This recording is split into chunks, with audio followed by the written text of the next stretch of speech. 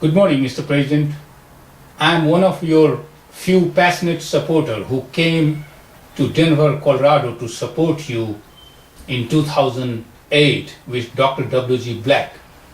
We all believed in your talk of real change that the citizens should expect and receive from you politicians and people in Congress. Well, here is Dr. W.G. Black. We are dreaming for one United States of America. We want to change from divided States of America to United States of America. It is. All right, it's Thursday evening in Denver, about 6:20 p.m. Thousands and thousands of people are gathered at Miles Stadium in Vesco to hear Obama give his acceptance speech. But you disappointed all good Americans. You turned out to be another politician who could not be believed for his word. Say one thing but do something totally different. I am totally aware of that you had a very bad Congress to deal with. But there are few things that you could have done on your own and no one stopped you. If you were really truthful to your word, let's count few things that you could have done without the help of the Congress. Number one, who stopped you from following the transparency in your administration?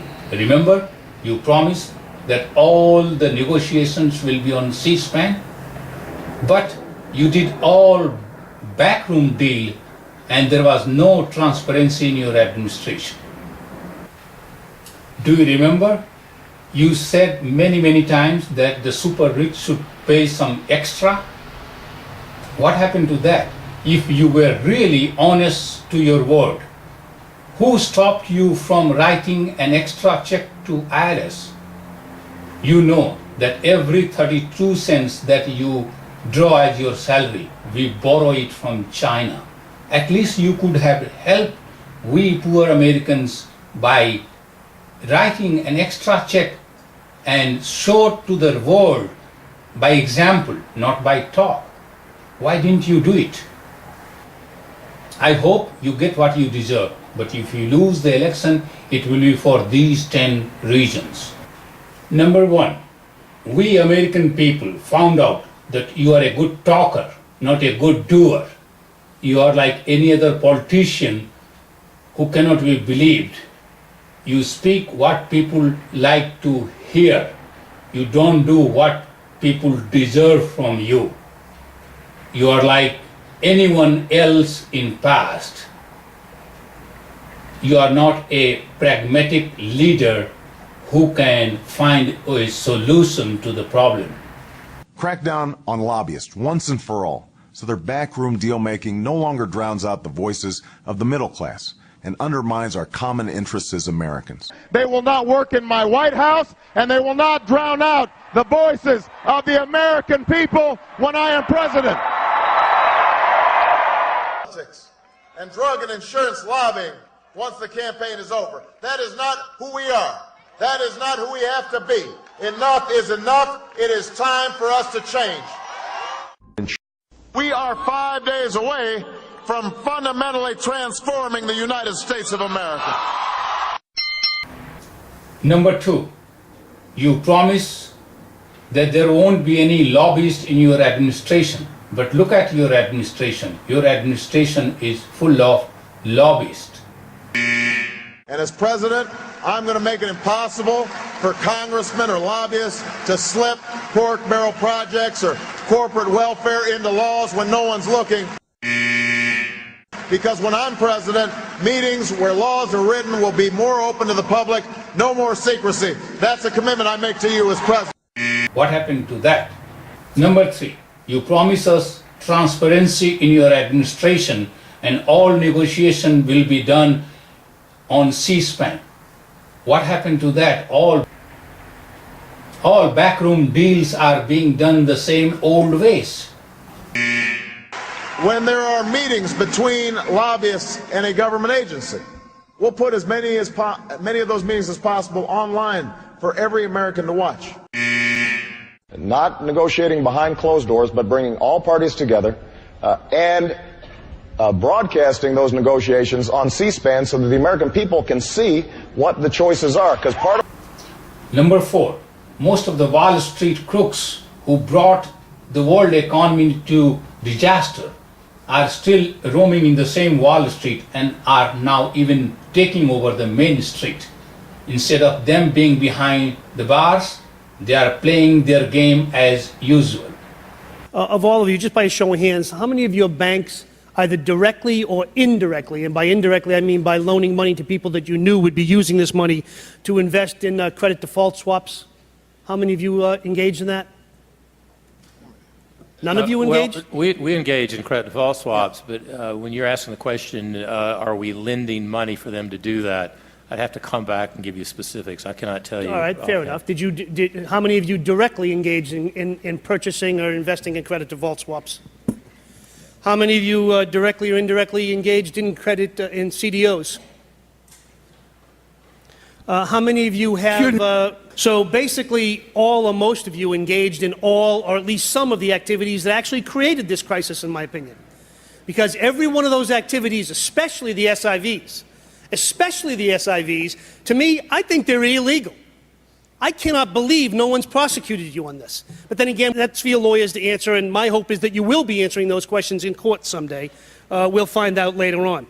But basically, you come to us today on your bicycles after buying Girl Scout cookies and helping out Mother Teresa, telling us we're sorry, we didn't mean it, we won't do it again, trust us. Well, I have some people in my constituency that actually robbed some of your banks, and they say the same thing. They're sorry, they didn't mean it, they won't do it again, just let them out. Do you understand that this is a little difficult for most of my constituents to take? That you learned your lesson?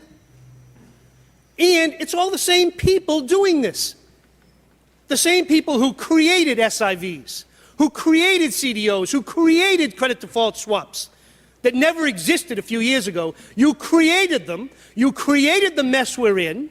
And you're not the only ones, don't get me wrong. You just happen to be the ones here today. I can't wait to get the credit rating agencies here someday again. And now you're saying, sorry, trust us. And by the way, we don't even want the money. Interesting, no one's ever come to me and say, you must take billions of dollars. I have is that honestly, none of us, America doesn't trust you anymore. I, for one, between myself and my various campaigns and my own personal business stuff, I get a lot of money to put in banks. I don't have one single penny in any of your banks. Not one. Not one. Because I don't want my money put into CDOs and credit default swaps and making humongous bonuses. Me, personal. Until that changes, none of us really believe, none of us, I don't believe anything will change. Until you change the people who brought you into SIVs. Who was the brilliant person who came and said, let's do credit default swaps? Find him, fire him. Tell me you fired them. Get out of CDOs. Start loaning the money that we gave you. Get it on the street. And don't say, oh, well, we're not using that money for bonuses. Come on. Money's all of a sudden not fungible in your entity. It's fungible everywhere else, but not in your entities. Number 5, you promise us real change in Washington, D.C., but Washington, D.C. is dysfunctional. Democrats and Republicans are fighting as usual.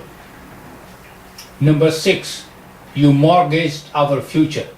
You know that every 32 cents that the government spends is being borrowed from China. At least you should have shown by example, by reducing the expense, at least your own salary. Poll showed that only 24% of Americans said you should raise the debt limit to avoid an economic catastrophe. There are still 69% who oppose raising the debt limit. So isn't the problem that you and others have failed to convince the American people that we have a crisis here? And how are you going to change that? Let me distinguish between professional politicians and the public at large. 7.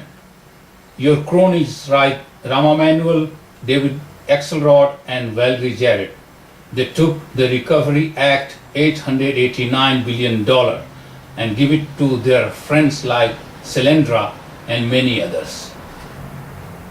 Number 8, $889 billion Recovery Act. You said no one messes with Joe and he will watch over this $889 billion Recovery Act money. But the Joe was switching over switch, missing in action, all money misappropriated. I know there are some in this chamber and watching at home who are skeptical of whether this plan will work. And I understand that skepticism. Here in Washington, we've all seen how quickly good intentions can turn into broken promises and wasteful spending. And with a plan of this scale comes enormous responsibility to get it right. And that's why I've asked Vice President Biden to lead a tough, unprecedented oversight effort, because nobody messes with Joe. Number 9, you did not surround yourself with good people.